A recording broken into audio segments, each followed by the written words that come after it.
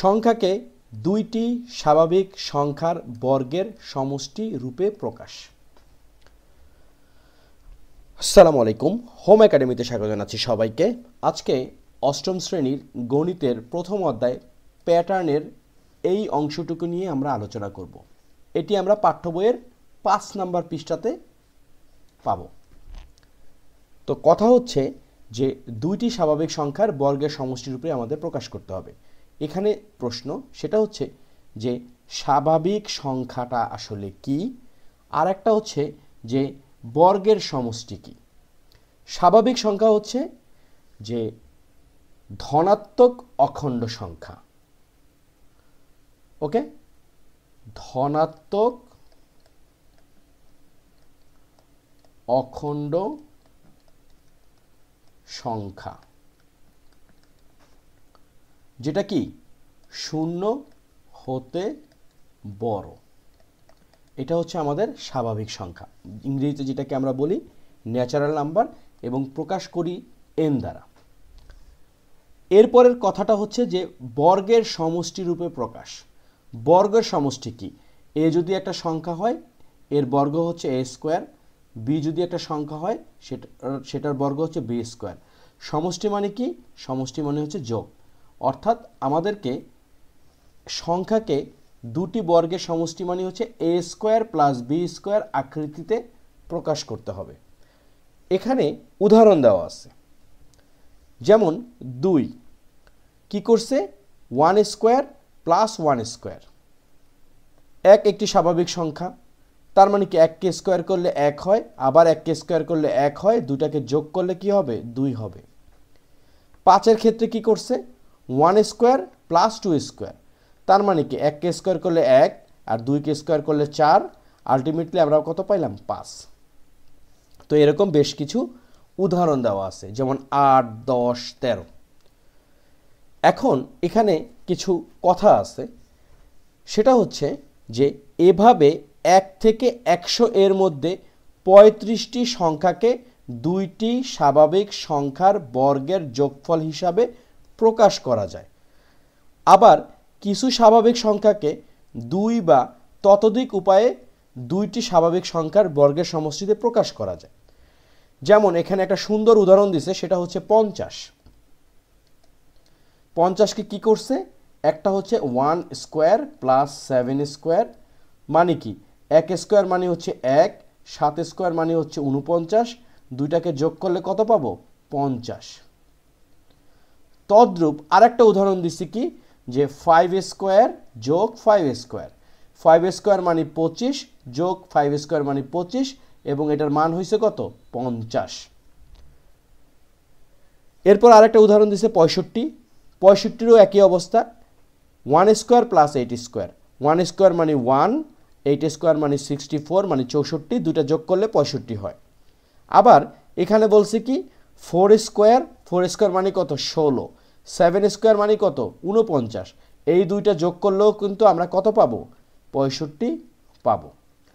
তো এই ভিডিওতে আমরা এই কাজটা করব না, কিন্তু অন্য একটা ভিডিওতে আমরা 1 থেকে 100 পর্যন্ত এই যে 35টি সংখ্যা বের করা যায় দুটি স্বাভাবিক সংখ্যার বর্গের সমষ্টি হিসাবে, সেটা কিন্তু আমরা করব। এবং এমসিকিউতে কিন্তু এই বিষয়টা আসে যে 1 থেকে 100 পর্যন্ত কতটি সংখ্যাকে দুইটি বর্গের সমষ্টিতে প্রকাশ করা যায়। তো আমরা যেহেতু পাঠ্য বই নিয়ে আলোচনা করছি, আমাদের আজকের কাজ হচ্ছে এইটা হচ্ছে আজকে আমাদের মূল ভিডিওর মূল অংশ। এখানে লেখা আছে 130, 170, 185কে দুইভাবে দুইটি স্বাভাবিক সংখ্যার বর্গের সমষ্টি রূপে প্রকাশ করো। দুইটি বলতে কি, যেমন এখানে আমরা 50-এ যে কাজটা করছি 1 স্কোয়ার প্লাস 7 স্কোয়ার এবং 5 স্কোয়ার প্লাস 5 স্কোয়ার। তো চলো কাজটা আমরা করে ফেলি। প্রথম কথা হচ্ছে কাজটা আমরা কিভাবে করব। এখানে বইতে যেহেতু দেওয়া আছে, সুতরাং আমাদের কাছে সহজ মনে হয়েছে। যেমন 13, 4 স্কোয়ার প্লাস 3 স্কোয়ার। 4 স্কোয়ার মানে 4, 3 স্কোয়ার মানে হচ্ছে 9, দুইটা যোগ করলে 13 হয়। কিন্তু আমাদের কাজে দেওয়া আছে কত? 130, 170, 185। যেমন শুরুতে যদি আমরা করি 130, এটাকে কিভাবে আমরা বিশ্লেষণ করব? এই বিশ্লেষণটা করতে গেলে আমাদের মোটামুটি 20 বা 30 পর্যন্ত একটা ধারণা থাকতে হবে বর্গের, তাহলে আমাদের জন্য সহজ হবে। ওকে, এখন কথা হচ্ছে 130-এর সবচেয়ে নিকটস্থ পূর্ণবর্গ সংখ্যা কত? খেয়াল করো, এখানে আমরা জানি যে 11কে যদি আমরা স্কোয়ার করি সেটা হবে হচ্ছে 121, আর 12কে যদি আমরা স্কোয়ার করি আমরা পাবো 144। সুতরাং এটা ধরার প্রয়োজন নাই। আমাদের কত, যেহেতু 130-এর কাছাকাছি হচ্ছে 11 স্কোয়ার, কত আসতেছে 121। এখন আমাদের আর কত দরকার? আমাদের দরকার হচ্ছে আরও 9। এই 9 যদি আমরা যোগ করি তাহলে কিন্তু আমরা পাবো 130। সুতরাং 9 মানে কি? 9 একটা পূর্ণবর্গ সংখ্যা। কেন? কারণ 3 স্কোয়ার করলেই আমরা 9 পাবো। সুতরাং 130-এর জন্য প্রথম পার্ট আমরা পেয়ে গেলাম, সেটা হচ্ছে 3 স্কোয়ার প্লাস 11 স্কোয়ার। আমাদের কাজ কিন্তু শেষ হয়নি, এটা হচ্ছে 1 নাম্বার। আমাদের বলছে দুইভাবে দুইটি স্বাভাবিক সংখ্যার বর্গের সমষ্টি রূপে প্রকাশ করো। তাহলে দুইভাবে যদি করতে যাই, দ্বিতীয়টা কি দাঁড়াবে? আমরা কি করলাম, 130-এর সবচেয়ে নিকটস্থ যেটা 11কে আমরা নিয়ে নিছি, এরপরের সবচেয়ে নিকটস্থ কত? তারপরে নিকটস্থ হচ্ছে 10, স্কোয়ার করলে কত হবে? 100 হবে। আর কত যোগ করলে 130 হবে? 30 যোগ করলে। কিন্তু সমস্যা হচ্ছে 10কে আমরা যদি বর্গ করি পাবো হচ্ছে 100, কিন্তু 30 তো পূর্ণবর্গ সংখ্যা নয়। পূর্ণবর্গ সংখ্যা কোনগুলো? এটা একটা গুরুত্বপূর্ণ বিষয়। পূর্ণ বর্গ সংখ্যা, সোজা কথা হচ্ছে যে সংখ্যাকে আমরা বর্গমূল করলে, দেখো আমরা যখন কোনো সংখ্যাকে যখন বর্গমূল করব, এটা সমান যদি স্বাভাবিক সংখ্যা আসে, স্বাভাবিক সংখ্যা, তাহলে ওই সংখ্যাটা কি? পূর্ণবর্গ সংখ্যা, তাই তো? এটা হলো সোজা কথা, মানে কোনো ধরনের ভগ্নাংশ বা ফ্র্যাকশন এগুলো আসতে পারবে না। সুতরাং 30কে আমরা যদি আমরা বর্গমূল করি তাহলে কি হবে? একটা ফ্র্যাকশন আসবে। পূর্ণবর্গ সংখ্যা হচ্ছে গিয়ে ওই সংখ্যাকে যদি আমরা বর্গমূল করি তাহলে একটি স্বাভাবিক সংখ্যা আসবে, অর্থাৎ কোনো দশমিক অথবা ভগ্নাংশ আসবে না। তার মানে কি? আমরা 10কে নিতে পারলাম না।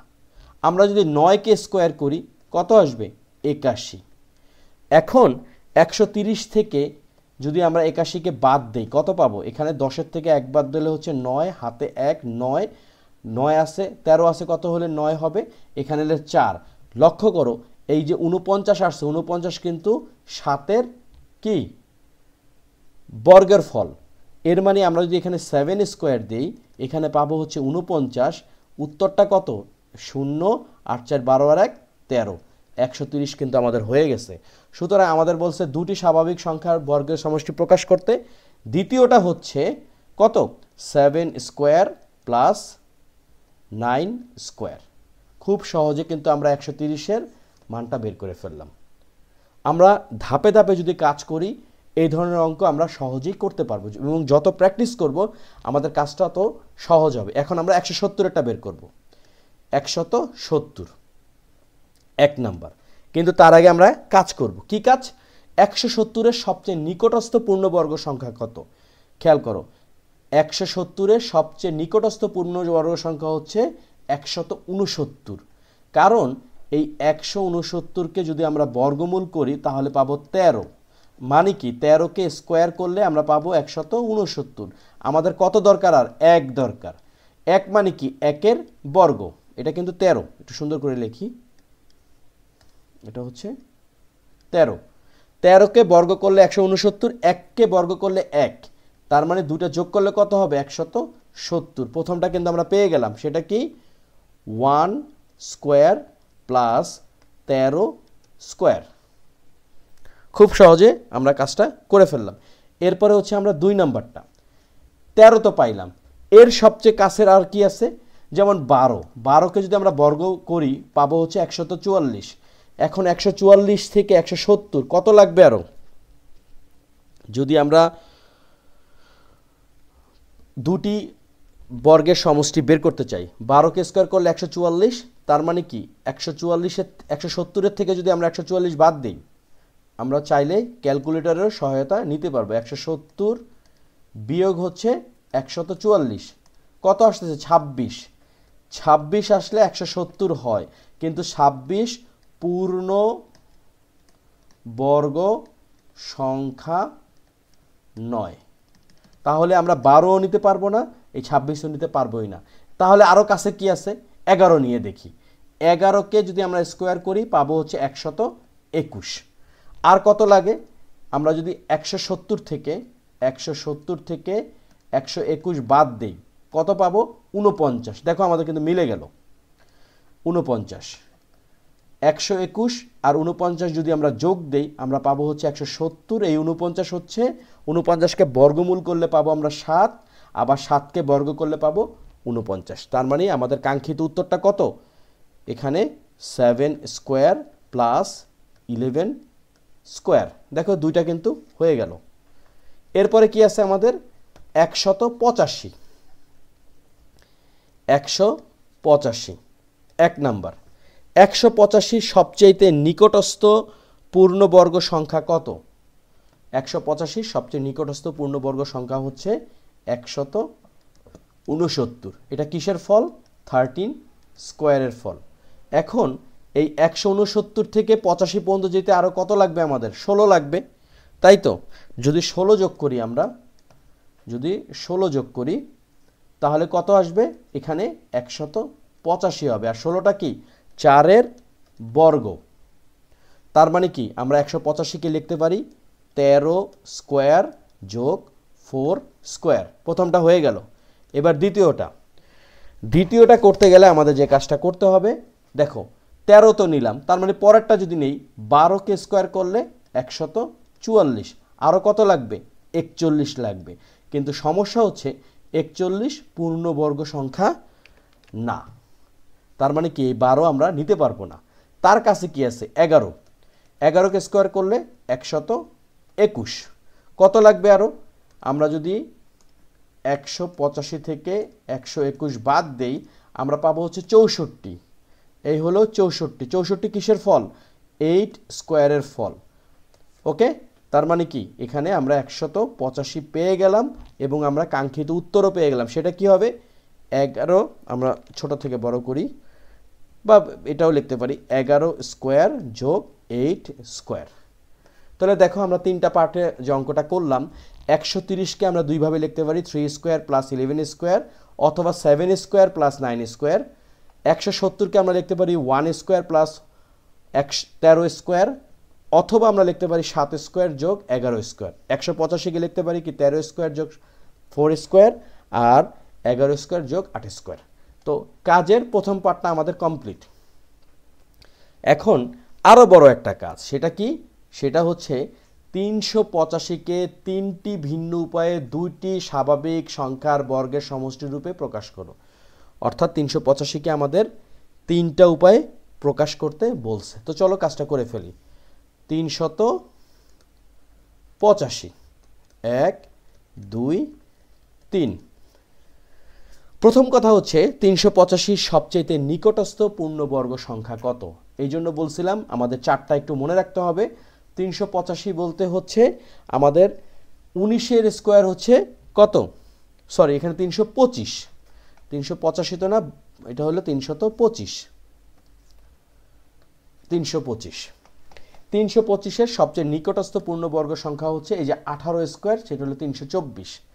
তো দেখো আমরা যদি এই 325কে বিশ্লেষণ করতে চাই, 18 স্কোয়ার মানে হচ্ছে কত? 18 স্কোয়ার মানে হচ্ছে 324। কত আর লাগবে 325 হইতে? 1 লাগবে। এই 1 যোগ করলে আমাদের 325 হয়ে যাচ্ছে। 1 মানে কি? 1কে স্কোয়ার করলে একই হবে। এর মানে কি? আমরা যেই দুইটা স্বাভাবিক সংখ্যার বর্গের সমষ্টি পেলাম, একটা হচ্ছে 1 স্কোয়ার আর একটা হচ্ছে 18 স্কোয়ার। আমাদের প্রথম কাজ কমপ্লিট। এরপরে হচ্ছে 18 থেকে পরের কোনটা আছে? 17। 17কে স্কোয়ার করলে কত পাবো? 17কে স্কোয়ার করলে পাবো আমরা 289। 289। এখন 325-এর থেকে 325 বিয়োগ 289 কত আসতেছে 36 দেখো হয়ে গেছে কিন্তু 36 এটা যোগ করলে আসতেছে 325 আর 36 মানে কি 6 স্কোয়ার দেখো হয়ে গেছে কিন্তু তার মানে আমরা লিখতে পারি কি 6 স্কোয়ার যোগ 17 স্কোয়ার। এরপরের কাছে কি আছে এরপরের কাছে আছে 16কে যদি আমরা স্কোয়ার করি কত আসতেছে 16কে স্কোয়ার করলে আসতেছে 256 এখন 325 থেকে 325 বিয়োগ হচ্ছে 256 কত আসতেছে 69 তাই তো 325 আর হচ্ছে না এখানে কিন্তু একটু ভুল হয়েছে না ঠিক আছে 256